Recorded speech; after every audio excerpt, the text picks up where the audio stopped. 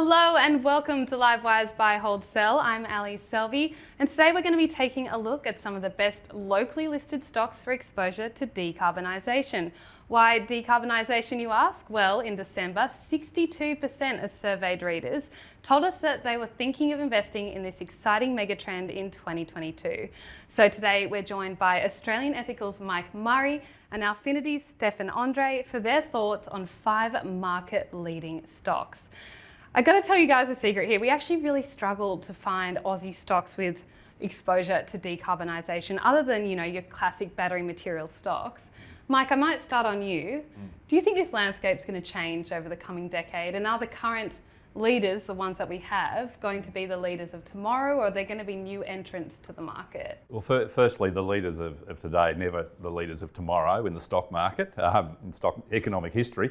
But look, I think when you step back, the scale of the opportunity is enormous, right? Because we need, as a planet, to increase our expenditure on clean energy solutions from something like 1 trillion per annum to 4 trillion per annum over the next decade. And so that's just going to have to create opportunities, but it's also going to mean that it's going to touch just about every single company in the investing landscape, whether you're a bank, whether you're an insurance company, whether you're a boring old supermarket. No offence to supermarkets. So I think, you know, you're going to see a range of impacts across established companies, and there's going to be a whole lot of new industries in abatement, in energy measurement and control that haven't even been created yet. We've kind of seen this excitement around battery materials over the past few years. Is there another sector that you think looks really compelling right now in this decarbonisation space? Yeah, in Australia for the moment, most of the opportunities are really happening on the whole metals and mining side, where basically you have the extraction of the minerals which facilitate the EVs, the batteries and so on. I think over time, I mean, you're going to have some players who are going to invest in making investments to back their net zero commitments and seeing opportunities in energy, for instance, in hydrogen and ammonia. They are still very small investments, but over time we expect them to be much bigger and eventually kind of become investable. But for the moment, it's a tiny part of the market. Okay, let's get on to some stocks. First up, we have Sims, which is a global leader in metals and electronics recycling. It's actually emerging as a leader in the renewable energy industry as well. Stefan, I might start on you. Is it a buy, hold or sell? It's a sell for me. It's a reduce at this stage. I really like the thematic of scrap, which is being used in electric arc furnaces, and that kind of reduced the carbon emission for the steel making by 80% versus blast furnaces. Management has done a very good job in terms of positioning the company for growth, a strong balance sheet and so on. But however, I think that the economic cycle is kind of slowing down. Scrap prices are cyclical. They've benefited from very strong prices.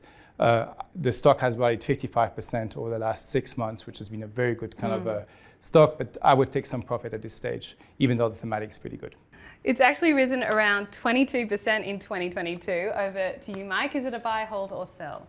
It's a hold for us, and we do hold it across a number of our strategies. And the reason it's not a buy is just, as you pointed out, Ali, it's been a good performer this year.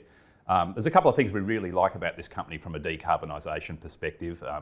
You know, scrap metal is a very low carbon alternative to pig iron in the steel making process.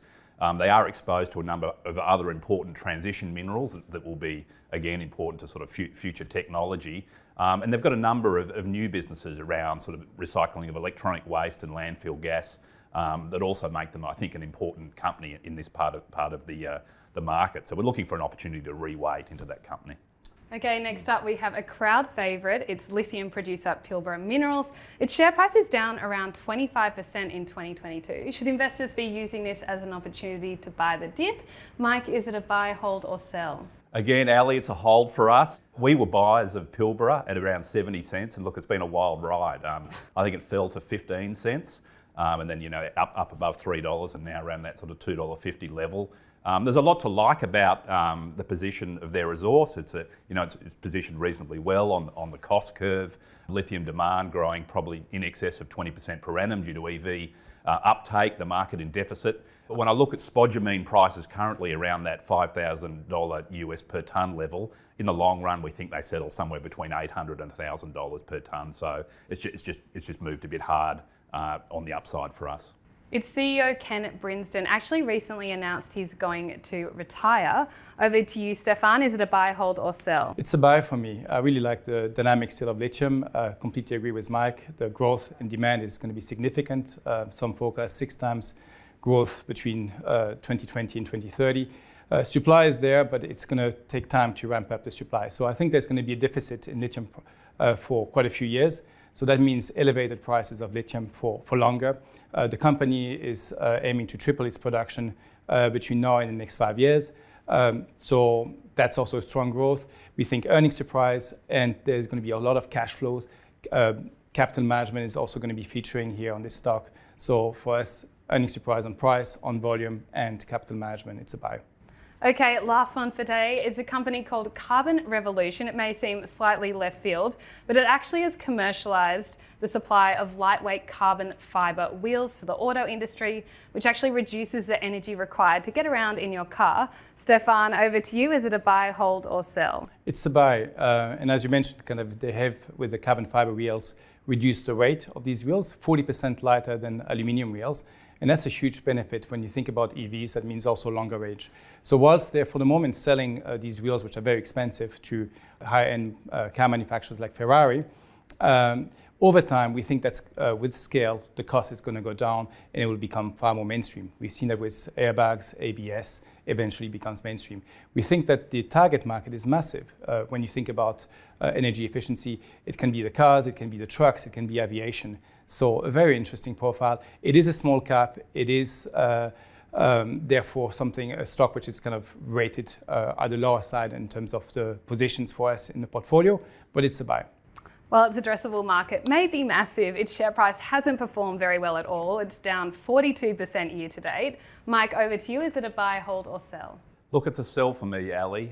I think it's an interesting technology and I think it's a global leader in its space. Just sort of following on from Stefan, the price of their end product is quite high at the moment, and they are burning quite a lot of cash. I think they've burnt about sort of $45 million year to date, and a market cap of around 130 million. So that equation, I think, is quite tough. There's not a lot of room for error there, and a number of things have to go right for this company to scale successfully. But I hope they're successful. I like that sentiment. You hope they're successful. Okay, we asked you to bring along one stock that you think could become a future leader in the race to net zero. What have you brought for us today? Look, I'm going to say I'm quite excited about this company, but it's a bit of a utility style company. So those two things normally don't go together. It's hard to get excited about the utility space. But we actually invest in New Zealand as well as Australia, and one of the companies, or the dual listed companies that we look at is Contact Energy. They're about an 80% renewable company, and that mirrors the New Zealand energy landscape. They get about 85% of their energy from renewable sources, and hydroelectric and geothermal, etc. But really, what's exciting here is the opportunity to grow that. So New Zealand, we think that'll grow from about 85% of renewables to about 95%, and so these boring style utilities are actually turning into growth companies. And so you look at a company like Contact Energy, you're not paying a big premium for that business. It trades on about 12.5, 13 times EBITDA. It's already raised capital, and it's investing that in growth assets. So you may be getting a sort of a growth in your dividend there of about 4% per annum on a sort of healthy 4% dividend yield, and that's why we like it. Okay, over to you, Stefan. What locally listed company do you think investors could use to get exposure to decarbonisation? So Lynas is the one I'm proposing, which is a buy for me. It is really at the sweet spot of decarbonisation and geopolitical diversification. So when you think about decarbonisation, rare earth is really critical for wind turbines, electric vehicles, and so on. In terms of the geography side, most of the rare earths, 80%, is produced and treated in China. Lynas is the only big manufacturer or producer of rare earth outside of China. And that has value geopolitically as one wants to kind of also take a more geographic diversification. Why we like it is, first, in terms of the outlook of rare earth. We think that the price is going to stay higher for longer. Demand is very, very strong here. And two, production-wise, we think that actually Lynas will come out with some surprise announcements of how they can really beef up the production volume that they will be aiming for in the next 5 years. Okay, that's all we have time for today. We hope you enjoyed that special decarbonisation episode of Buy, Hold, Sell. If you did, why not give it a like? Remember to subscribe to our YouTube channel. We have so much great content coming over the next few weeks.